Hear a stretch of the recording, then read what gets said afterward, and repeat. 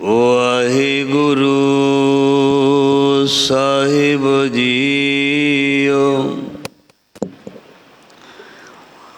ਪੰਜ ਪਿਆਲੇ ਪੰਜ ਪੀਰ,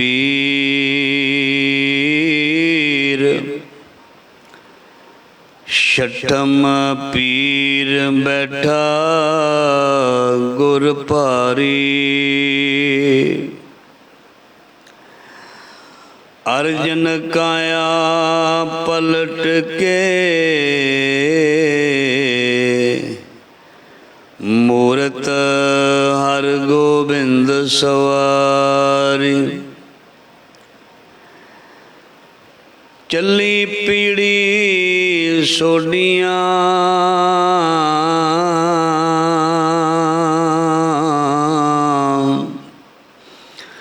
रूप दिखावन वारो वारी।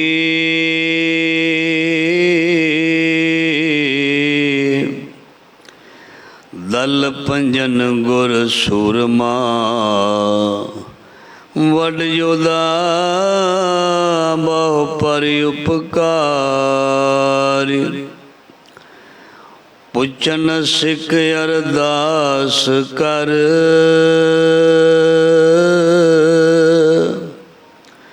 शिव महला तक दर्श निहारी। अगम अगोचर सतगुर बोले मुखते सुनो संसारी। कल युग पीड़ी सोडियां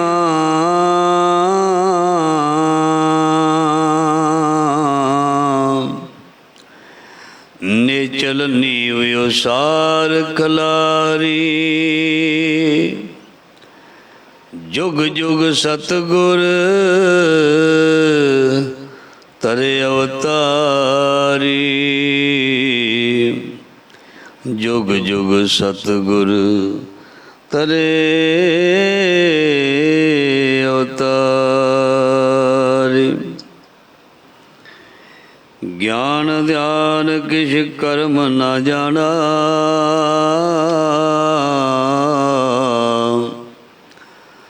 सार न जाना तेरी। सब ते वड्डा सतगुर नानक, जिन कल राखी मेरी। ज़हरा ज़हूर हाजरा हजूर सर्व कला भरपूर सिमरत गुरु। लोक परलोक दे रखियक भगत वशल। ज्ञान दे सागर सतगुरां दी भगतां दी पट्टां दी सिखां दी पवित्र पावन बाणी ਸਰੂਪ।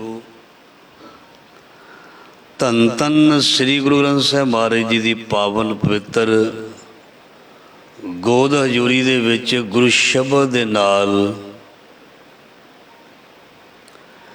ਜੁੜ ਰਹੀ ਜੁੜ ਬੈਠੀ ਸਾਧ ਸੰਗਤ ਜੀ, ਧੰਨਤਾ ਦੇ ਯੋਗ ਵਡਭਾਗੇ ਹੋ ਸਤਿਗੁਰੂ ਜੀ ਨੇ ਮਿਹਰ ਦਇਆ ਕੀਤੀ ਹੈ।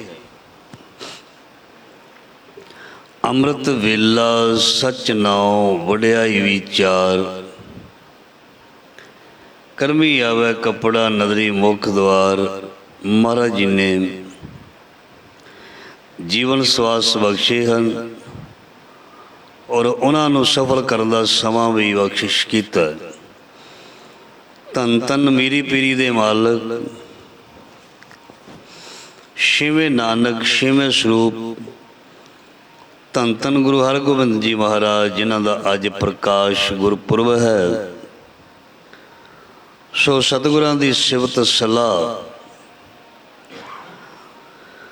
ਮਹਾਰਾਜ ਜੀ ਦੀ ਯਾਦ ਵਿੱਚ ਜੁੜਾਂਗੇ। ਸਮੁੰਦ ਵਿਰੋਲ ਸਰੀਰ ਹਮ ਦੇਖਿਆ, एक वस्त अनूप दिखाई, गुरु गोविंद गोविंद गुरु है, नानक भेद ना भाई।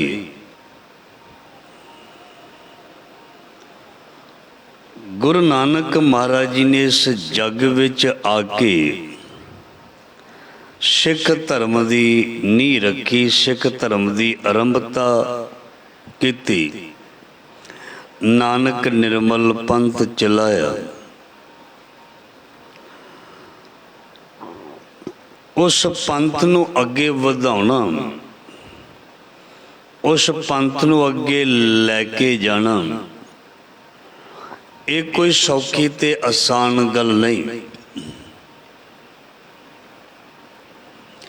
किसी भी फील्ड दे विच कोई भी इंसान उस फील्ड दे विच तरक्की करना, उस काम नूं वधाउणा, ये सौखी गल नहीं। किसी भी काम नूं अगे लैके जाना, विकास करना, तरक्की करनी सौखी गल नहीं हुंदी। पर किसी धर्म की आरंभता होवे, किसी पंथ की आरंभता होवे, कोई ऐसी मर्यादा जो सबनों ही राहे पा दे, उस चीज़ नूं लागू करना, उस ते चलना, उसनूं अगे वधाउणा, ये आम इंसानां दा काम नहीं हुंदा। ये गुरु की बख्शिश वालियां जड़ियां रूहां हुंदियां, वो ही ये कार्य करदियां हैं। सो गुरु नानक महाराज जी दी जोत जड़ी है, या गुरु नानक महाराज जी दी सिक्ख्या सिद्धांत, इसनों अगे वधाउण लई गुरु साहिबान ने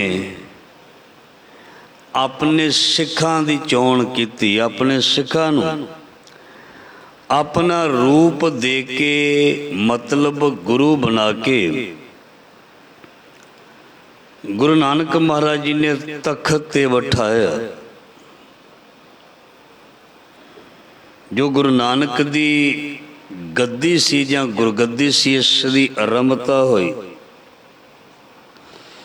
जिन्हां ने सेवा कमाईयां, जिन्हां ने मेहनतां कीतियां, जो इस गुरु नानक दी उस गद्दी तखत दे योग होए, उन्होंने वो चीज़ मिली। गुरु नानक पातशाह ने गुरु अंगद दे पातशाह भाव भाई लैणा जी नूं इस सेवा, ये जोत उन्हां विच प्रगट कीती। इस तरह गुरु अंगद दे पातशाह जी ने बाबा अमरदास, मतलब गुरु अमरदास महाराज जी ने ये बख्शिश की। इस तरह ही गुरु अमरदास महाराज जी ने भाई जेठा, मतलब धन धन रामदास गुरु सच्चे पातशाह, उन्होंने ये बख्शिश की। बैठा सोढ़ी पातशाह रामदास गुरु सतगुरु कहा हुआ। सो ये रीत अगे चल रही है, चल रही है। बीबी भानी जड़ी है सतगुरु जी की बेटी, महाराज जी दे नाल बहुत प्रेम करती है। गुरु अमरदास महाराज जी का बहुत सत्कार करती है।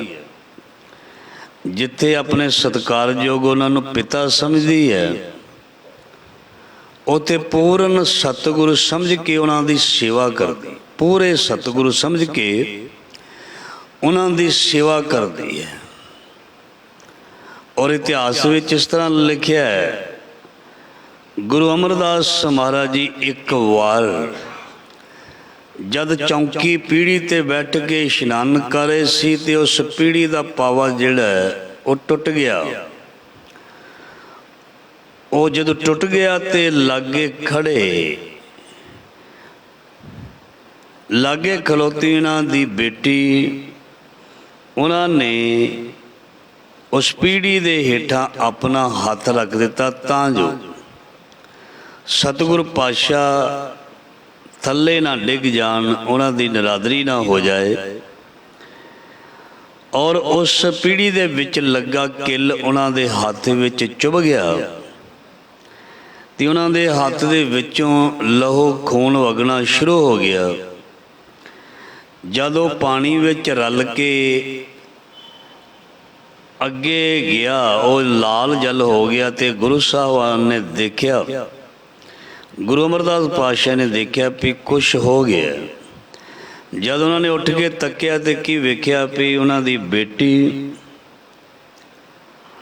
ਆਪਣੇ ਹੱਥ ਨਾਲ ਸਹਾਰਾ ਦੇ ਕੇ ਸਪੋਰਟ ਦੇ ਕੇ ਖੜੀ ਹੈ ਤਾਂ ਜੋ ਸਤਿਗੁਰੂ ਜੀ ਦੀ ਨਿਰਾਦਰੀ ਨਾ ਹੋ ਜਾਏ। ਇਹ ਚੀਜ਼ ਦੇਖ ਕੇ ਗੁਰੂ ਅਮਰਦਾਸ ਮਹਾਰਾਜ ਜੀ ਨੇ ਜਿਵੇਂ ਲਿਖਿਆ ਬਹੁਤ ਪ੍ਰਸੰਨ ਹੋਏ। ਆਪਣੀ ਧੀ ਆਪਣੀ ਬੇਟੀ ਤੇ ਬਹੁਤ ਜ਼ਿਆਦਾ ਪ੍ਰਸੰਨ ਹੋਏ, ਕਿਉਂਕਿ ਆਪਣੇ ਪਿਤਾ ਨੂੰ ਪਿਤਾ ਵਾਲੀ ਇੱਜ਼ਤ ਤੇ ਸਤਿਕਾਰ ਦੇਣਾ ਚਾਹੀਦਾ। ਹਰ ਕੋਈ ਦਿੰਦਾ ਹੈ, ਪਰ ਇਸ ਤੋਂ ਉੱਪਰ ਆਪਣੇ ਪਿਤਾ ਨੂੰ ਪੂਰਨ ਸਤਿਗੁਰੂ ਪੂਰਨ ਉਸ ਪਰਮ ਪਿਤਾ ਦਾ ਰੂਪ ਸਮਝਣਾ, ਇਹ ਗੁਰੂ ਦੀ ਰਹਿਮਤ ਤੋਂ ਬਗੈਰ ਸੋਝੀ ਤੋਂ ਬਗੈਰ ਇਹ ਹੁੰਦਾ ਨਹੀਂ।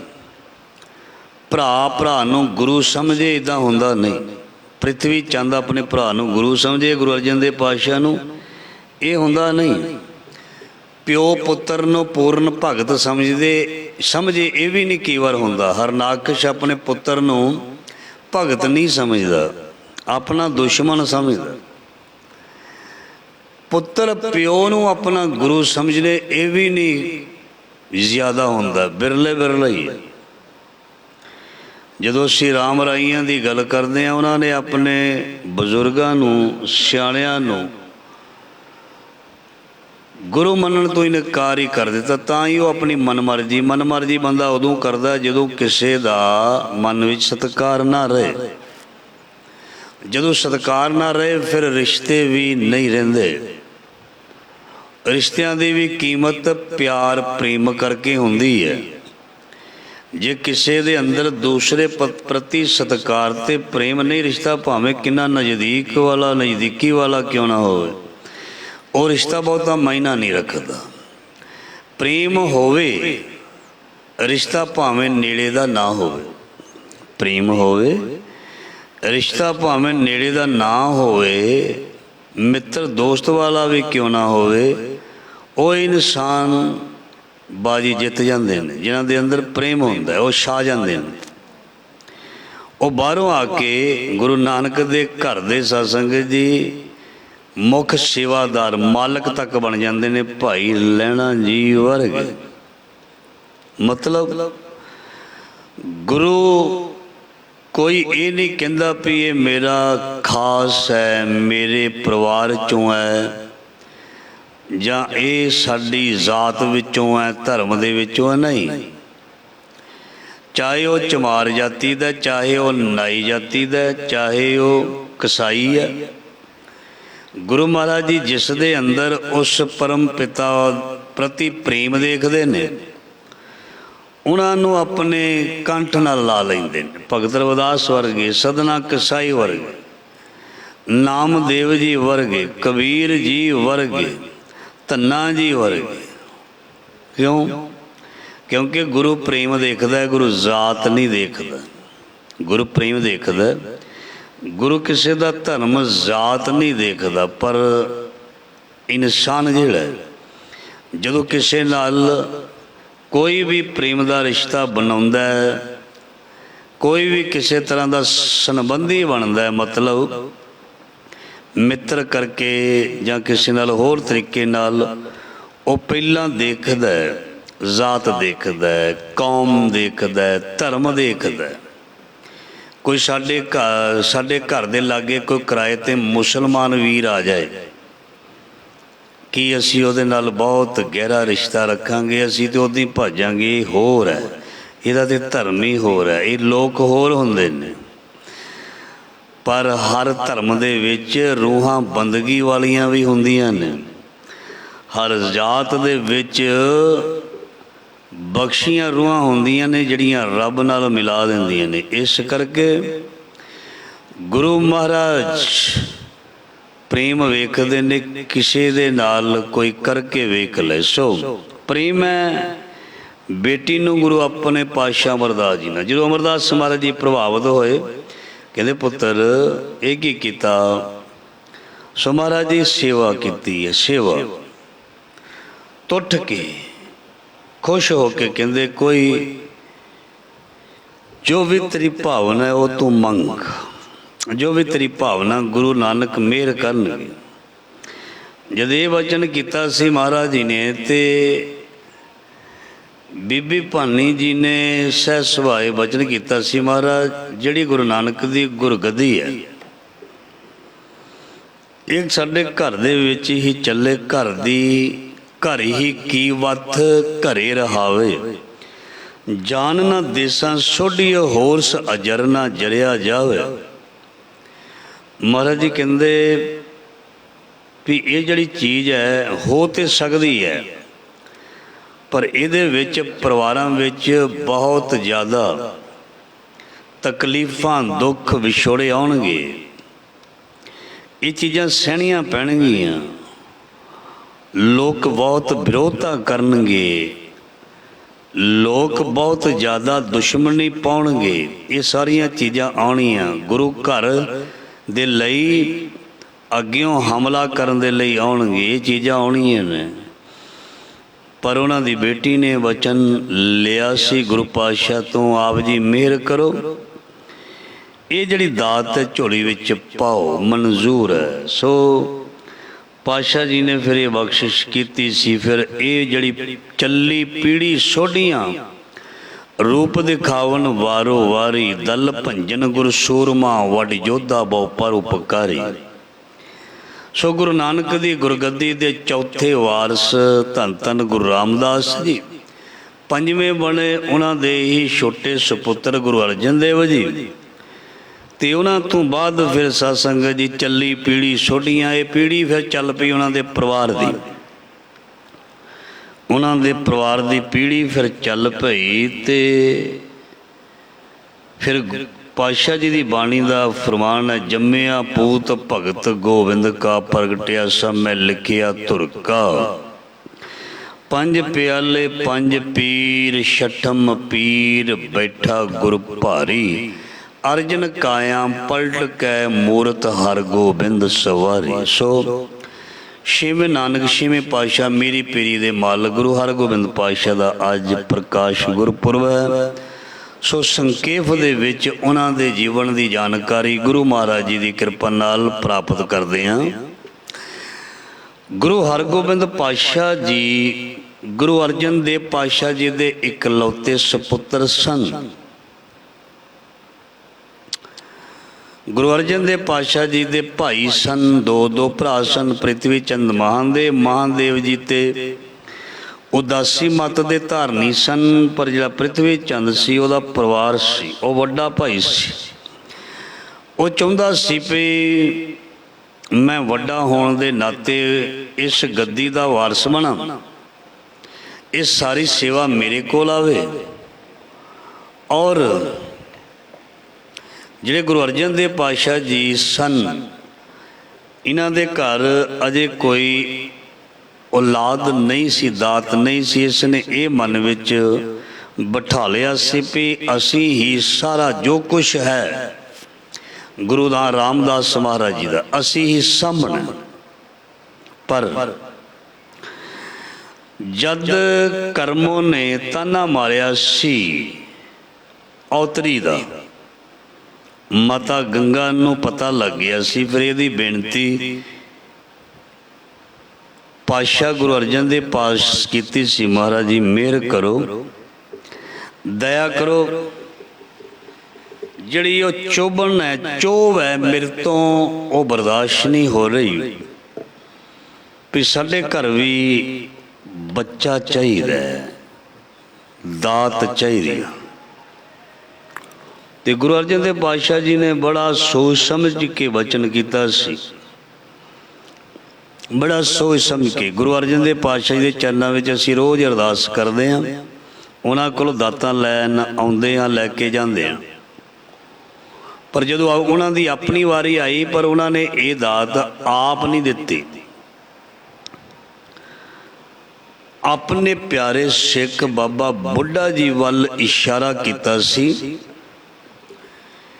भी ये दात जड़े है वो साडे सेवक परम सेवक गुरु नानक घर दे प्यारे सेवक बाबा बुढ़ा जी साहब हैं, उन्होंने दे पास जाओ ते सतगुरु मेहर करनगे।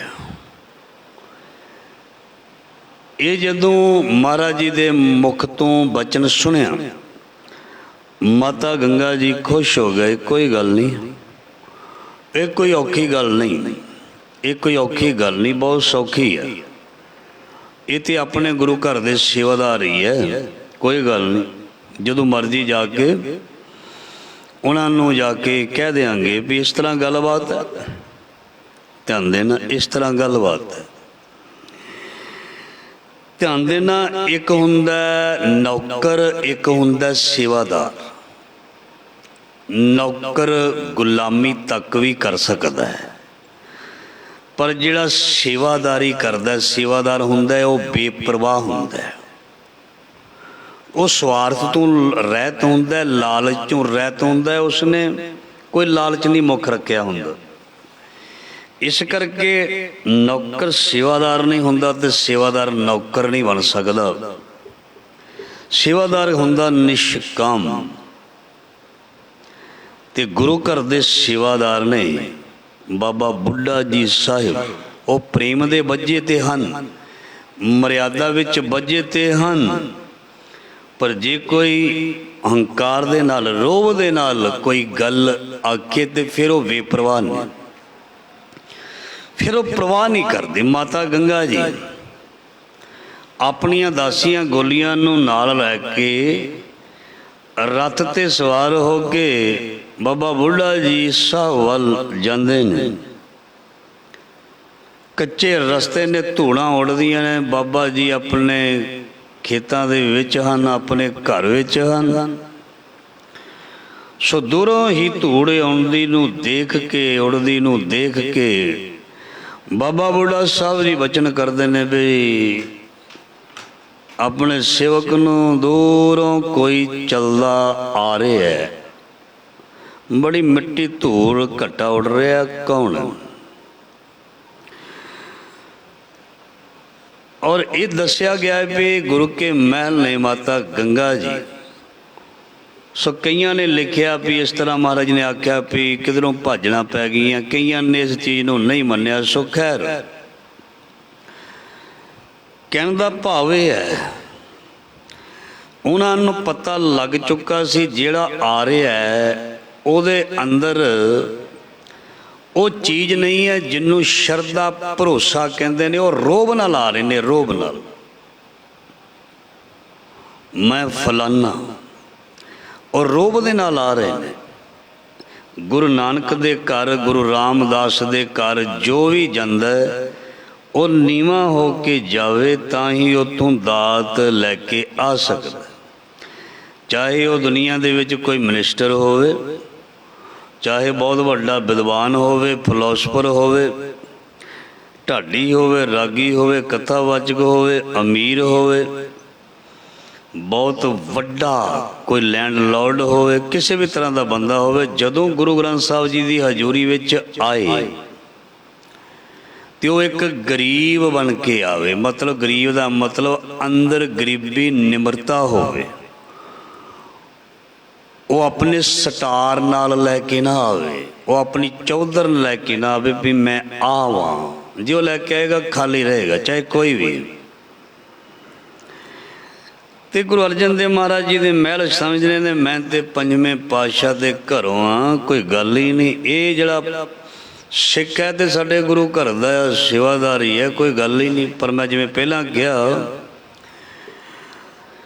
नौकर ते गुलामी कर सकता है पर सेवादार बेपरवाही दे विच रहिंदा है। उन्होंने प्रेम दे नाल ओदी जान लै लो, देण लई तैयार है। प्रेम दे विच सिखां ने अपनी जानां वार दित्तियां। ते जे किसी ने गुलाम बनाउण दा यतन किया फिर सिख जां सेवादार गुलाम नहीं बनिया। क्योंकि वो दिता रब दा खांदा है, प्रेम रब नाल करदा है, इस करके ਉਹਦੇ ਕੋਲ ਬੇਪਰਵਾਹੀ ਹੁੰਦੀ है। ਉਹ ਰਿਜ਼ਕ ਦਾਤਾ ਸਮਝਦਾ ਆਪਣੇ ਅਕਾਲ ਪੁਰਖ ਵਾਹਿਗੁਰੂ। ਸੋ ਮਾਤਾ ਗੰਗਾ ਜੀ ਉੱਥੇ ਪਹੁੰਚੇ ਨੇ ਔਰ ਬੇਨਤੀ ਜਾ ਕੇ ਕੀਤੀ ਹੈ। ਬਾਬਾ ਜੀ ਪ੍ਰਸ਼ਾਦੇ ਲੈ ਕੇ ਗਏ ਨੇ, ਬਹੁਤ ਸੋਹਣੇ ਪ੍ਰਸ਼ਾਦੇ ਤਿਆਰ ਕਰਵਾਏ। ਸੋ ਅੱਗੇ ਰੱਖੇ ਨੇ, ਬਾਬਾ ਜੀ ਨੇ ਉਹ ਛਕਿਆ ਨਹੀਂ, ਪ੍ਰਵਾਨ ਨਹੀਂ ਕੀਤਾ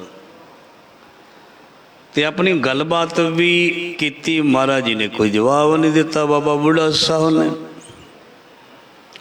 ਜੇ ਹੁਣ ਉਹ ਗੁਰੂ ਘਰ ਦੇ ਸੇਵਾਦਾਰ ਨੇ ਤੇ ਫਿਰ ਰੋਬ ਦੇ ਨਾਲ ਲੈ ਲਓ। ਰੋਬ ਦੇ ਨਾਲ ਮਿਲ ਗਈ ਚੀਜ਼? ਨਹੀਂ ਨਹੀਂ ਨਹੀਂ, ਜ਼ਬਰਦਸਤੀ ਤੇ ਰੋਬ ਦੇ ਨਾਲ ਨਹੀਂ ਕਦੇ ਵੀ ਕੋਈ ਦਾਤ ਮਿਲਦੀ। ਕਿਸੇ ਨੂੰ ਪ੍ਰਸੰਨ ਕੀਤਾ ਜਾਵੇ, ਪ੍ਰਸੰਨ ਕੋਈ ਮੈਂ ਧਨ ਦੇ ਨਾਲ ਨਹੀਂ ਕਹਿੰਦਾ ਵੀ ਕਿਸੇ ਨੂੰ ਧਨ ਦੇ ਕੇ ਪ੍ਰਸੰਨ ਕੀਤਾ ਜਾਵੇ ਜਾਂ ਦੁਨਿਆਵੀ ਚੀਜ਼ ਦੇ। ਕਿਸੇ ਦੀ ਇੱਜ਼ਤ ਸਤਿਕਾਰ, ਉਹਨੂੰ ਪ੍ਰੇਮ ਦਿੱਤਾ ਜਾਵੇ, ਉਹਦੇ ਨਾਲ ਜਿਹੜਾ ਗੁਰਮੁਖ ਪਿਆਰਾ ਸੇਵਾਦਾਰ ਹੁੰਦਾ ਉਹ ਖੁਸ਼ ਹੁੰਦਾ। ਬਾਬਾ ਬੁੱਢਾ ਸਾਹਿਬ और रुखी सुखी खाने वाले ने, वो किते खीर पूड़े खाने वाले नहीं। और रसना दी उन्होंने, रसना नूं किसी चीज़ की भुख नहीं। जदों कोई गलबात ना बनी, चुप करके उदास जे होके, गंभीर जे होके वापस आ गए भी कोई बचन ही नहीं किया, कोई बचन ही नहीं होया। और वापस आके गुरु अर्जन देव पातशाह जी दे कोल पहुँचते हैं। सतगुरु जी कहते हाँ जी जाए, हाँ जी महाराज जाए। उदास दिसदे हो। महाराज जी उदास तो है ही हाँ। जो दात दी प्राप्ति दे लई मैं गई सां, ਉਹ ਮੈਨੂੰ ਉਹ ਚੀਜ਼ ਮਿਲੀ ਨਹੀਂ, ਨਜ਼ਰ ਨਹੀਂ ਆਈ, ਉਹਨਾਂ ਦੇ ਮੁਖ ਤੋਂ ਕੋਈ ਬਚਨ ਨਹੀਂ ਹੋਇਆ। ਤੇ ਸਤਿਗੁਰੂ ਜੀ ਕਹਿੰਦੇ ਭਈ ਅੰਦਰ ਪ੍ਰੇਮ ਭਾਵਨਾ ਸ਼ਰਧਾ ਤੜਫ ਇੱਜ਼ਤ ਮਾਨ ਸਤਿਕਾਰ ਇਹ ਤੁਹਾਡੇ ਹੈ ਸੀ? ਦੱਸੋ। ਮੈਂ ਜਿਵੇਂ ਪਹਿਲਾਂ ਬੇਨਤੀ ਕੀਤੀ, ਕੋਈ ਵੀ ਰੱਬ ਦੇ ਰੰਗ ਵਿੱਚ ਰੰਗੀ ਰੂਹ ਹੋਵੇ, ਕੋਈ ਸੰਤ ਮਹਾਤਮਾ ਹੋਵੇ ਜਾਂ ਕੋਈ ਗੁਰਸਿੱਖ ਪਿਆਰਾ ਹੋਵੇ, ਉਹ ਕਿਸੇ ਵੀ ਪਦਾਰਥ ਦਾ ਭੁੱਖਾ ਨਹੀਂ। ਉਹ ਮਹਿੰਗੀ ਦਾਤ ਦੇ ਦਿੰਦਾ ਤੇ ਲੈਣ ਦੀ ਕੋਈ ਇੱਛਾ ਨਹੀਂ ਰੱਖਦਾ, ਕੋਈ ਲਾਲਚ ਨਹੀਂ। ਦੁਨੀਆ ਦੀਆਂ ਮਹਿੰਗੀਆਂ ਦਾਤਾਂ ਦੀ ਤੁਲਨਾ ਜਿਹੜੀ ਉਹ ਪੈਸੇ ਨਾਲ ਨਹੀਂ ਕੀਤੀ ਜਾ ਸਕਦੀ। ਪੈਸੇ ਨਾਲ ਚੀਜ਼ਾਂ ਖਰੀਦੀਆਂ ਨਹੀਂ ਜਾਂਦੀਆਂ ਤੇ ਰੋਬ ਦੇ ਨਾਲ ਮਿਲਦਾ ਕੁਛ ਨਹੀਂ। ਸਤਿਕਾਰ ਦੇ ਨਾਲ, ਪ੍ਰੇਮ ਦੇ ਨਾਲ ਸਭ ਕੁਛ ਮਿਲਦਾ। ਚਾਹੇ ਗੁਰੂ ਦਾ ਕਰ ਲਓ, ਚਾਹੇ ਗੁਰੂ ਦੇ ਸਿੱਖ ਦਾ ਕਰ ਲਓ। ਬੜੀਆਂ ਉਦਾਹਰਨਾਂ ਨੇ। ਗੁਰੂ ਦੇ ਸਿੱਖਾਂ ਨੇ ਅੰਦਰੋਂ ਜੋ ਬਚਨ ਕੀਤੇ ਉਹ ਪੂਰਨ ਹੋਏ, ਪੂਰਨ ਹੋਏ। ਪਰ ਜੇ ਉਹਨਾਂ ਦੇ ਅੰਦਰ ਭਾਵਨਾ ਬਣ ਜਾਏ, ਇਹ ਬਣਾਉਂਦਾ ਵੀ ਗੁਰੂ ਹੀ ਹੈ। ਸੋ ਗੁਰੂ ਅਰਜਨ ਦੇਵ ਪਾਤਸ਼ਾਹ ਮਹਾਰਾਜ ਜੀ ਕਹਿੰਦੇ ਵੀ ਕਿਵੇਂ ਗਏ ਸੀ ਸਾਡੇ ਉਹਨਾਂ ਗੁਰਮੁਖਾਂ ਪਾਸ, ਸਾਡੇ ਸਿੱਖ ਪਾਸ, ਬਾਬਾ ਬੁੱਢਾ ਜੀ ਪਾਸ। ਮਹਾਰਾਜ ਜੀ ਉੱਠੇ ਆ ਅੰਮ੍ਰਿਤ ਵੇਲੇ, ਇਸ਼ਨਾਨ ਕੀਤਾ, ਸੋ ਲੰਗਰ ਪਾਣੀ ਤਿਆਰ ਹੋਇਆ, ਬਣਾਇਆ। ਰਸੋਈ ਵਿੱਚ ਬਣਾਉਣ ਵਾਲਿਆਂ ਨੇ 10 ਦਾਸੀਆਂ ਨੇ। ਤੇ ਫਿਰ ਮੈਂ ਨਾਲ ਲੈ ਕੇ ਕੁਝ ਦਾਸੀਆਂ ਨੂੰ ਰੱਥ ਤੇ ਬਹਿ ਕੇ ਸੋ ਉਹਨਾਂ ਦੇ ਕੋਲ ਗਈ। ਔਰ ਇਸ ਤਰ੍ਹਾਂ ਜਾ ਕੇ ਜਦੋਂ ਮੈਂ ਬੈਠੀ, ਕੋਈ ਬਚਨ ਨਹੀਂ ਹੋਇਆ। ਸੋ ਮੈਂ ਸੈਟਿਸਫਾਈ ਨਹੀਂ ਹੋਈ। ਸੋ ਗੁਰੂ ਸਾਹਿਬ ਨੇ ਆਖਿਆ ਵੀ ਜਦ ਵੀ ਕਿਸੇ ਮਹਾਤਮਾ ਕੋਲ ਜਾਈਦਾ, ਗੁਰੂ ਕੋਲ ਜਾਈਦਾ, ਗੁਰਸਿੱਖ ਕੋਲ ਜਾਈਦਾ, ਕਬੀਰ ਸਾਧੂ ਕੋ ਮਿਲਨੇ ਜਾਈਏ, ਸਾਥ ਨਾ ਲੀਜੈ ਕੋਏ। ਸਾਥ ਦਾ ਮਤਲਬ ਭੀੜ ਦੀ ਗੱਲ ਨਹੀਂ। ਸਾਥ ਮਤਲਬ ਅੰਦਰ ਹੰਕਾਰ ਨਾ ਹੋਵੇ, ਮੈਂ ਮੇਰੀ ਨਾ ਹੋਵੇ, ਆ ਨਾ ਹੋਵੇ, ਉਹ ਨਾ ਹੋਵੇ, ਮੈਂ ਵੱਡਾ, ਮੈਂ ਖਾਸ। ਗੁਰੂ ਨਾਨਕ ਦੇ ਦਰਬਾਰ ਦੇ ਵਿੱਚ ਸਾਰੇ ਖਾਸ ਨੇ, ਚਾਹੇ ਭਿਖਾਰੀ ਆਉਂਦਾ ਚਾਹੇ ਰਾਜਾ ਆਉਂਦਾ, ਸਾਰੇ ਖਾਸ ਨੇ। ਭਿਖਾਰੀ ਨੂੰ ਵੀ ਉਸ ਟਾਟ 'ਤੇ ਭਾਗ ਕੇ ਲੰਗਰ ਛਕਾਇਆ ਜਾਂਦਾ, ਅਤੇ ਰਾਜੇ ਨੂੰ ਵੀ, ਅਕਬਰ ਵਰਗਿਆਂ ਨੂੰ ਵੀ ਉਸੇ ਹੀ ਟਾਟ 'ਤੇ ਬਹਿ ਕੇ ਲੰਗਰ ਉਸੇ ਹੀ ਪੰਗਤ ਵਿੱਚ ਛਕਾਇਆ ਜਾਂਦਾ। ਗੁਰੂ ਦੇ ਲਈ ਸਾਰੇ ਖਾਸ ਨੇ। ਉਹ ਜ਼ਿਆਦਾ ਖਾਸ ਹੈ ਜਿਹੜਾ ਗੁਰੂ ਨਾਲ ਪ੍ਰੇਮ ਕਰਦਾ, ਸ਼ਰਧਾ ਭਰੋਸਾ ਰੱਖਦਾ। ਗੁਰੂ ਅਰਜਨ ਦੇਵ ਪਾਤਸ਼ਾਹ ਜੀ 'ਤੇ ਜਾਂਦੇ, ਮਹਾਰਾਜ ਜੀ ਜਾਣਦੇ ਨੇ। ਮਹਾਰਾਜ ਜੀ ਕਹਿੰਦੇ ਬਈ ਗੰਗਾ ਤੂੰ ਭਾਵਨਾ ਦੇ ਨਾਲ ਨਹੀਂ ਗਈ, ਤੂੰ ਰੋਹਬ ਦੇ ਨਾਲ ਗਈ ਹੈ, ਰੋਹਬ ਦੇ ਨਾਲ ਤੂੰ ਮਨ ਦੇ ਨਾਲ ਗਈ ਹੈ ਵੀ ਮੈਂ ਇਸ ਤਰ੍ਹਾਂ। ਜਦੋਂ ਦਾਤ ਲੈਣ ਜਾਈਦਾ ਗਰੀਬ ਬਣ ਕੇ ਜਾਈਦਾ, ਨਿਮਾਣੇ ਹੋ ਕੇ ਜਾਈਦਾ, ਨੰਗੇ ਪੈਰੀਂ ਜਾਈਦਾ, ਅਰਦਾਸਾਂ ਬੇਨਤੀਆਂ ਕਰਦਿਆਂ ਜਾਈਦਾ, ਵਿਰਾਗ ਕਰਦਿਆਂ ਜਾਈਦਾ, ਹੱਥ ਜੋੜ ਕੇ ਜਾਈਦਾ, ਨੀਵੇਂ ਹੋ ਕੇ ਜਾਈਦਾ, ਆਪਣੇ ਹੱਥਾਂ ਦੇ ਨਾਲ ਖੁਦ ਸੇਵਾ ਕਰਕੇ ਫਿਰ ਜਾਈਦਾ। ਫਿਰ ਕੀਤੀ ਸੇਵਾ ਵਿਅਰਥ ਨਹੀਂ ਜਾਂਦੀ। ਕੋਈ ਗੱਲ ਨਹੀਂ, ਕੋਈ ਗੱਲ ਨਹੀਂ, ਦੁਬਾਰਾ ਇਸ ਤਰ੍ਹਾਂ ਕਰੋ। ਦੇਖੋ ਹੁਣ ਜੁਗਤੀ ਦੱਸ ਦਿੱਤੀ ਹੈ ਨਾ, ਜੁਗਤੀ ਤੋਂ ਬਗੈਰ ਮੁਕਤੀ ਨਹੀਂ। ਕਿ ਮਾਤਾ ਗੰਗਾ ਜੀ ਸਿਆਣੇ ਨਹੀਂ ਸਨ, ਗੁਰੂ ਮਹਾਰਾਜ ਜੀ ਦੇ ਮਹਿਲ ਹੋਣ ਤੇ ਸਿਆਣੇ ਨਾ ਹੋਣ, ਪਰ ਫਿਰ ਵੀ ਪੁੱਛੋ ਜਾਏ ਸਿਆਣਿਆਂ।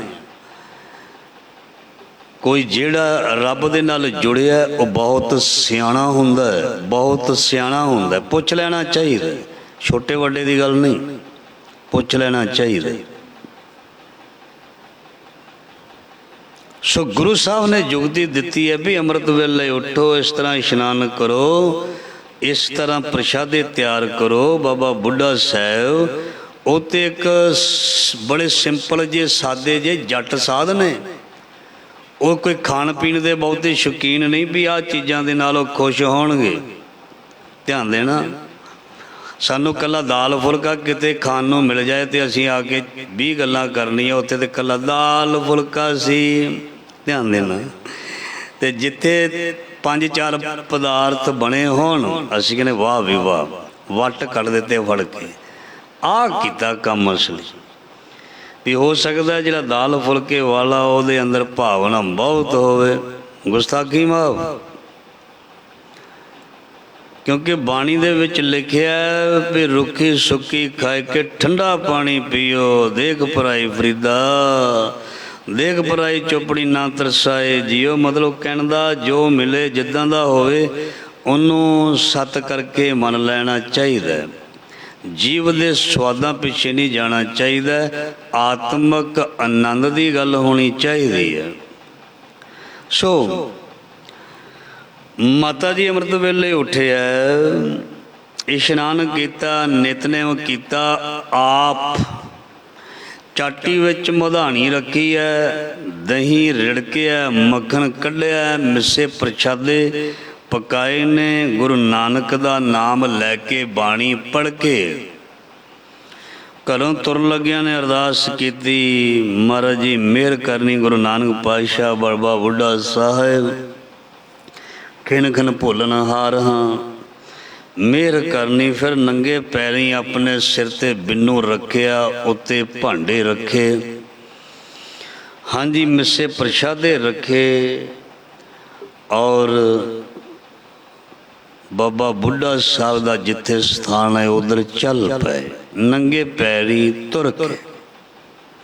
ਚਰਨ ਸ਼ਰਨ ਗੁਰੂ ਏਕ ਪਿੰਡਾ ਜਾਏ ਚਲ, ਸਤਿਗੁਰੂ ਕੋਟ ਪਿੰਡਾ ਅੱਗੇ ਹੋਏ ਲੇਤ ਹੈ। ਫਿਰ ਜਦੋਂ ਨਿਮਰਤਾ ਸਹਿਤ ਉੱਥੇ ਪਹੁੰਚੇ ਨੇ, ਦੇਖੋ ਜਦੋਂ ਬੰਦਾ ਤੁਰ ਕੇ ਜਾਂਦਾ ਹੈ ਉਹਨੂੰ ਪਸੀਨਾ ਆਉਂਦਾ, ਸਾਹ ਚੜ੍ਹਦਾ, ਮਿੱਟੀ ਘੱਟੇ ਦੇ ਵਿੱਚੋਂ ਜਾਂਦਾ, ਉਹਦਾ ਹਾਲ ਬੁਰਾ ਹੋ ਜਾਂਦਾ। ਪੈਦਲ ਤੁਰ ਕੇ ਦੂਰ ਜਾਣਾ ਹੋਵੇ, ਸਾਹ ਚੜ੍ਹਿਆ ਹੁੰਦਾ, ਪਿਆਸ ਲੱਗੀ ਹੁੰਦੀ। ਜਦੋਂ ਮਾਤਾ ਜੀ ਬਾਬਾ ਬੁੱਢਾ ਸਾਹਿਬ ਦੇ ਪਾਸ ਪਹੁੰਚੇ ਤੇ ਛੇਤੀ ਛੇਤੀ ਬਾਬਾ ਬੁੱਢਾ ਸਾਹਿਬ ਜੀ, ਬਾਬਾ ਬੁੱਢਾ ਜੀ ਉੱਠੇ ਨੇ, ਔਰ ਬੜੇ ਸਤਿਕਾਰ ਨਾਲ ਉੱਠੇ ਨੇ। ਛੇਤੀ ਕਹਿੰਦੇ ਆ ਮਾਂ ਆ,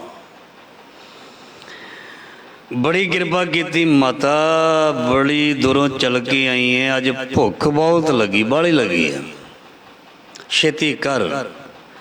ਨਮਸਕਾਰ ਕੀਤੀ, ਬਾਬਾ ਜੀ ਨੇ ਬਹਿ ਜਾ, ਔਰ ਛੇਤੀ ਲਾਓ ਪ੍ਰਸ਼ਾਦਾ, ਛੇਤੀ ਛਕਾਓ। ਕੀ ਲਿਆਏ ਹੋ? पता है ना, घट घट के अंतर की जान, भले बुरे की पीर पछाण। मैं किदां दी गल अंदर परोस रहा, मैं किदां दी गल अंदर घड़ रहा, मैं किसी बारे की सोच रहा, गुरु साहब जानते हैं। किसी को भावें ना पता हो, तो मैनू शांति उस चीज़ के नाल आनी है जी मैं चंगी चीज़ सोचदा। जे मैं माड़ी सोचदा वो अशांति आनी है। बाबा बुढ़ा साहब ने अपनी तली के उपर प्रशादे, मिस्से प्रशादे, गंढियां वाले प्रशादे रखे और नाल गंढा लिया। गंढा भन के बाबा बुढ़ा साहब ने सहज सुभाए बचन किया, माता समा आ रहा है, दल भंजन गुर सूरमा वड योद्धा बहु पारे उपकारी, पंज प्याले पंज पीर, छठम पीर बैठा गुर भारी, अर्जन काया पलट के मूरत हर गोबिंद सवारी, चली पीड़ी सोढ़ियां रूप दिखावन वारो वारी, तेरे घर विच एक बहुत वड्डा योद्धा सूरमा आ रहा है। एडा वड्डा योद्धा सूरमा, एडा वड्डा योद्धा सूरमा आ रहा है। गंढे दे उपर मुक्की मार के बचन करते ने, दुश्मनां दे वैरियां दे सिर इवें भन्नेगा, इवें फ्यों के रख देगा। ऐदां दा सूरमा तेरी कुख चों पैदा होएगा। फिर जद आ बचन सुनिया, आ बचन सुनिया ते फिर माता दी खुशी दी कोई हद नहीं रही और झोलियां भर के अपने गृह नूं परते। कदों भरियां बई झोलियां?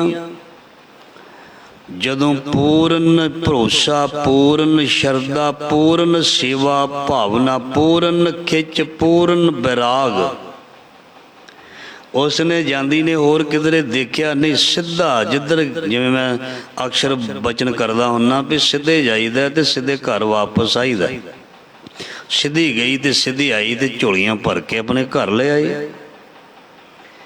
तो सत्संग जी फिर गुरु हरगोबिंद महाराज जी 1595 नूं गुरु की वडाली विच माता गंगा जी की कुख तो इस संसार ते प्रगट होए और फिर जो उन्होंने किया समा नहीं है वो विस्तार दे नाल दसिया जाए। उन्होंने वो चीज़ सत्संगत जी आरंभी जिहड़ी पहलियां पातशाहियां ने कीती नहीं सी।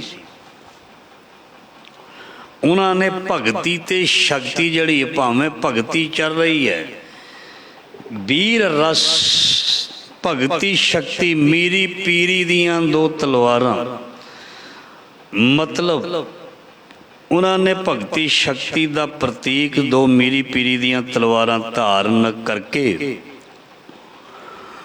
उन्होंने जंग के मैदान दे विच जूझण वाला कारज आरंभ कर दिता। उन्होंने जंगां दे विच लड़न दे लई सिखां नूं तैयारी देनी करनी शुरू कर दिती। ते बाबा बुढ़ा साहब ने धन धन गुरु हरगोबिंद महाराज जी छेवें पातशाह नूं बहुत सारियां विद्या अपने हत्थी सिखाइयां, बहुत सारिया विद्या अपने हत्थी सिखाइयां। ते जदों छोटे बचपन दे विच गुरु हरगोबिंद साहब जी सन, जिवें मैं पहला बेनती की, उन्होंने गुरु अर्जन देव पातशाह दे वड्डे भरा सन। सब कुछ हरगोबिंद महाराज जी नूं सत्संग जी वार वार मारन दी जां मरवाउण दी कोशिश की, पर वड्डी आरजा हरगोबिंद की कारज सतगुर आप सवारे। वड्डी आरजा हरगोबिंद की सुख मंगल कल्याण विचारे। जिन्नी वार भी किसी ने वार किते ओ सत्संग जी खाली गए। 11 साल की उम्र दे विच गुरु हरगोबिंद महाराज जी गुरु नानक की गुरगद्दी ते बैठे, मतलब वारस बने लाहौर जाण तो पहला। सो गुरगद्दी का तिलक बाबा बुढ़ा साहब ने छेवें नानक मीरी पीरी दे मल गुरु हरगोबिंद महाराज जी नूं ला दिता सी। ते गुरु हरगोबिंद महाराज जी दे घर सत्संग जी 5 पुत्र 1 बेटी और बहुत सोहना प्यारा परिवार होया। और महाराज जी ने अपने नाल बहुत वड्डे वड्डे योद्धे सूरमे, लगभग लिखिया 52 सूरमे, बहुत तकड़े योद्धे उन्होंने दे नाल हर समय रहिंदे सन। माझे मालवे दुआबे विच गुरु हरगोबिंद महाराज जी ने बहुत दूर दूर तक सारे पंजाब विच यात्रा की। और गुरु हरगोबिंद पातशाह ने फौज जिहड़ी है आप तैयार की, सिखां दी फौज, जिहदे विच हिंदू भी शामिल होए, मुसलमान भी शामिल होए। और सब तो वड्डी एक होर महाराज जी ने बहुत वड्डा एक क्रांतिकारी कार्य कह सकते हैं। 1609 ईस्वी दे विच गुरु हरगोबिंद महाराज जी ने श्री अकाल तख्त साहब की संस्थापना की, जो राजसी ठाठ बाट का प्रभाव का प्रतीक सी। और ढाडी वारां की आरंभता जिहड़ी है वो गुरु हरगोबिंद महाराज जी ने आप की। श्री अकाल तख्त साहब तो ढाडी वारां का गायन जिहड़ा गुरु हरगोबिंद महाराज जी ने आप करवाया। गुरु हरगोबिंद महाराज जी ने जंगां लड़ियां और फतेह की। और मीरी पीरी दे मालक दी चुकी हुई तलवार, गुरु हरगोबिंद महाराज जी दी चुकी हुई तलवार गुरु तेग बहादुर गुरु गोबिंद सिंह महाराज जी दे कोल आउंदी होई दुआरा मीरी पीरी जिहड़ी है संत सिपाही दे रूप दे विच प्रगट होई। ते अज तक सत्संग जी वो तलवार, वो ताकत, वो मीरी पीरी दी शक्ति अज भी सत्संग जी गुरसिखां अंदर गुरु दे खालसे दे अंदर चल रही है। सो गुरु महाराज जी मेहर करन, कृपा करन, शब्द विचार कथा साडे हिरदे विच वसे। गुरु महाराज जी सब दियां हाजरियां प्रवान करन, हर मैदान फतेह करन। सो इन्नी सेवा प्रवान। सो